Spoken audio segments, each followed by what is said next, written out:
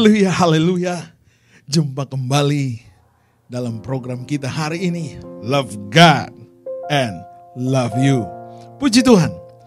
Hari ini saya akan berbicara mengenai glory in the Lord. Kita harus bermegah di dalam Kristus. Seperti apa glory in the Lord itu? Firman Tuhan memberikan jawaban kepada saya dan saudara hari ini.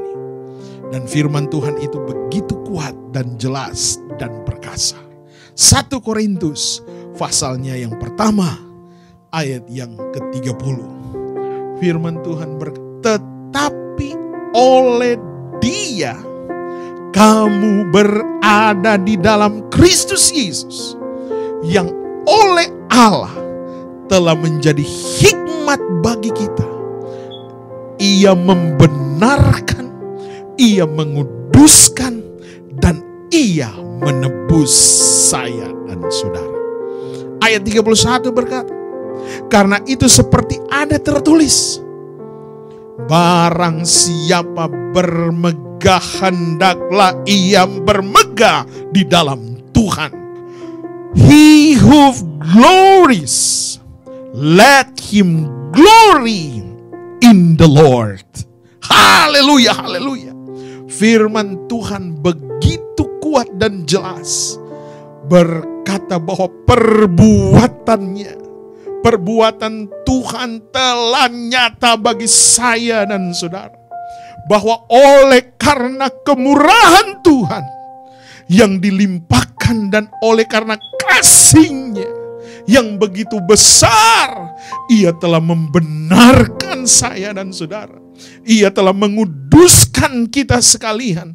Bahkan Dia telah menebus dosa seluruh umat manusia.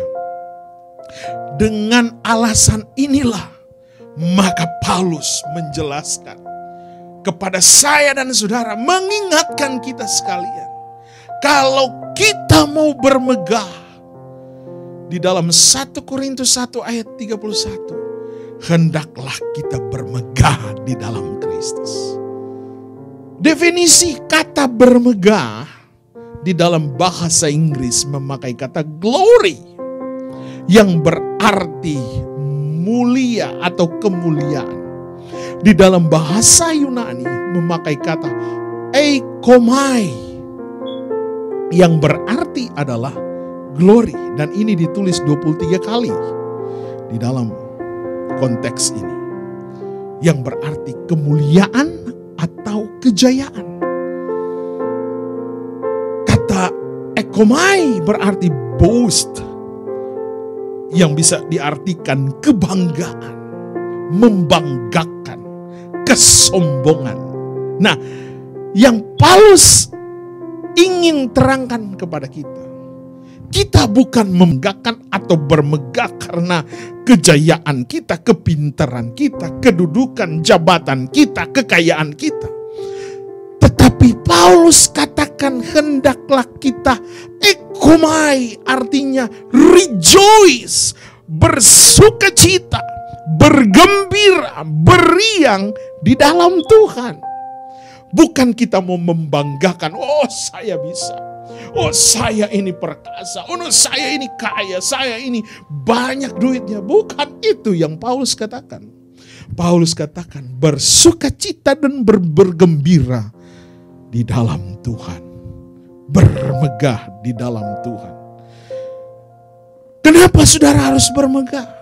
Karena melalui salib Kristus kita telah menerima pembenaran, dibenarkan, disucikan, dan saudara dan saya menjadi orang yang kudus. Melalui apa? Penebusan anak domba Allah. Saya dan saudara harus bermegah bukan karena, sekali lagi, harta, bukan karena jabatan, bukan karena pekerjaan, bukan karena bisnis, tetapi kita mau bermegah karena Kristus. Haleluya. Bermegah karena Kristus. Mengapa kita harus bermegah di dalam Kristus? Ada beberapa hal yang perlu kita lakukan. Yang pertama, kita bermegah di dalam Kristus karena kita menerima hidup yang diubahkan. Atau dengan kata lain, hidup yang berubah. Hidup yang berubah itu berbicara hidup di dalam pertobatan. Haleluya. Hidup di dalam pertobatan berarti hidup yang meninggalkan dosa.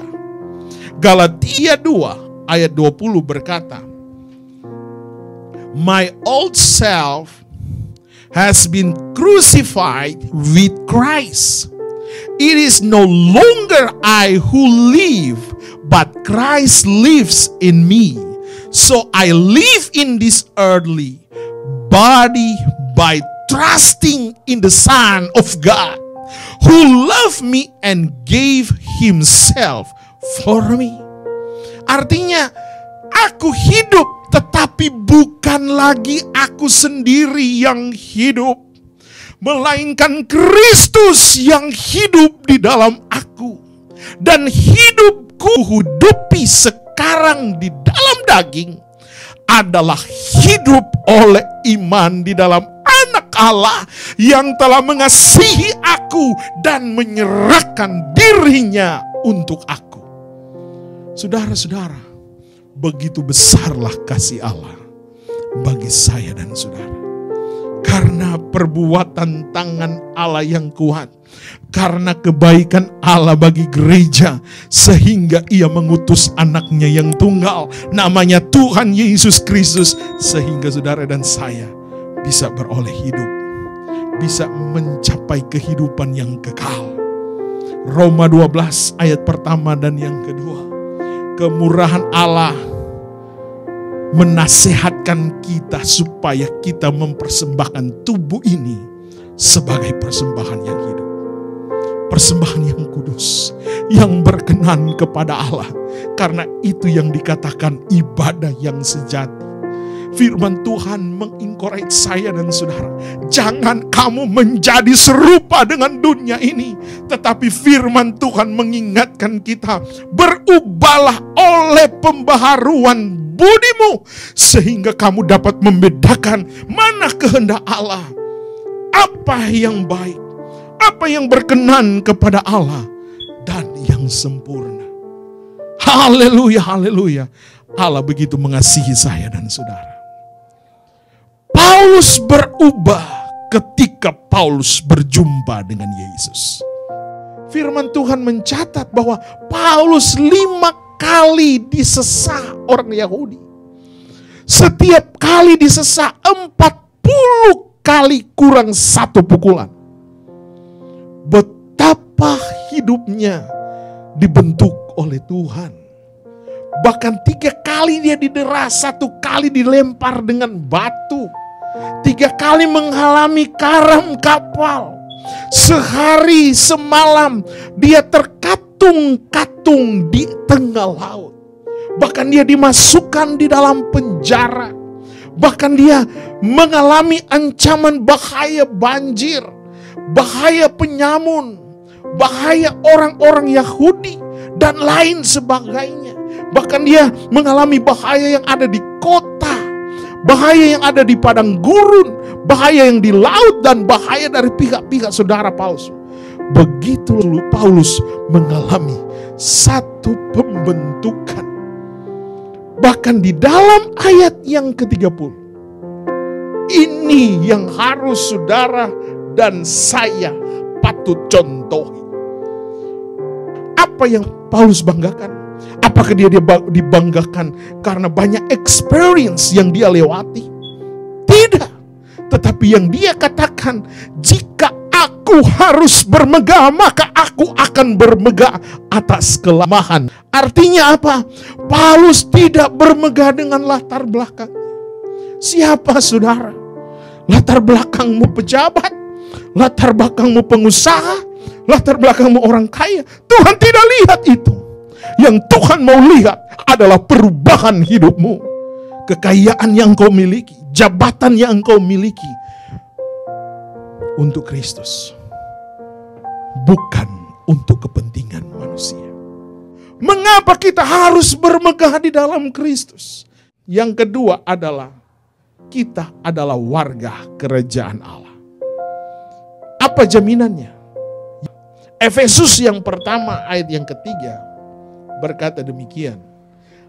Terpujilah Allah dan Bapa Tuhan kita Yesus Kristus, yang dalam nama Kristus telah mengaruniakan kepada kita segala berkat rohani di dalam surga. Artinya apa? Tuhan telah menjanjikan berkat bagi kita. Bahwa ada jaminan bagi orang percaya. Firman Tuhan berkata di dalam Mazmur 34 ayat yang ke-8. Malaikat Tuhan berkemah di sekeliling orang yang takut akan Dia, lalu meluputkan mereka. Artinya, saudara dan saya dijaga dan dipelihara oleh Tuhan. Mengapa kita harus bermegah di dalam Kristus? Dan yang ketiga, bahwa kita dipelihara oleh kekuatan Allah. Kita akan kuat dan mampu melewati dan menghadapi setiap pergumulan di saat kita berharap kepada Tuhan. Biarlah kita selalu berharap kepada Tuhan, selalu berserah kepada Tuhan. Maka kekuatan kita hanya datang dari Tuhan untuk menghadapi tantangan hidup. 1 Korintus pasal yang ke-10 ayat 13 berkata, pencobaan-pencobaan yang kamu alami adalah pencobaan-pencobaan biasa yang tidak melebihi kekuatan manusia.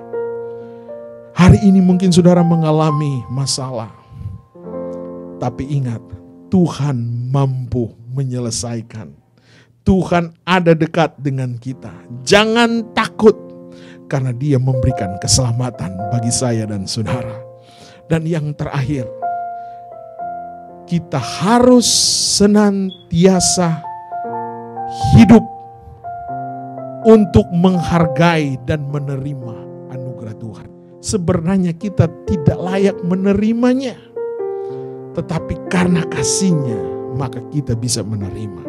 Saudara-saudara, mari buka hatimu, hargai Tuhan, terima pertolongan Tuhan. Sebagai conclusion, biarlah kita bermegah di dalam salib Kristus, karena tanpa salib kita masih hidup di dalam dosa. Galatia 6 ayat 4 kata, baiklah tiap-tiap orang menguji pekerjaannya sendiri, maka ia boleh bermegah melihat keadaannya sendiri dan bukan melihat keadaan orang lain. Artinya apa, saudara? Jangan menghakimi orang lain. Jangan bermegah di atas penderitaan orang lain. Bermegahlah kepada Kristus, karena Tuhan beserta kita. Saya akan berdoa buat saudara. Saudara bisa buka hatimu kepada Tuhan. Angkat tanganmu, terima pertolongan Tuhan. Di dalam nama Yesus, saat ini kami mau merendahkan diri, karena merasalah kami butuh Engkau. Engkau mampu memberikan jalan keluar. Engkau mampu membebaskan kami. Engkau mampu memulihkan kami, menyembuhkan kami, bahkan memberikan kehidupan yang lebih baik. Di dalam nama Yesus, yang sakit disembuhkan, yang tertutup jalan dibukakan jalan, dan di dalam nama Yesus ada kemenangan bagi orang yang mencari Tuhan. Yang percaya dan terima berkat, katakan amin. Puji Tuhan, saudara-saudara. Tuhan Yesus memberkati kita sekalian. Sampai jumpa dalam program yang berikut. Love God and love you. Haleluya, haleluya.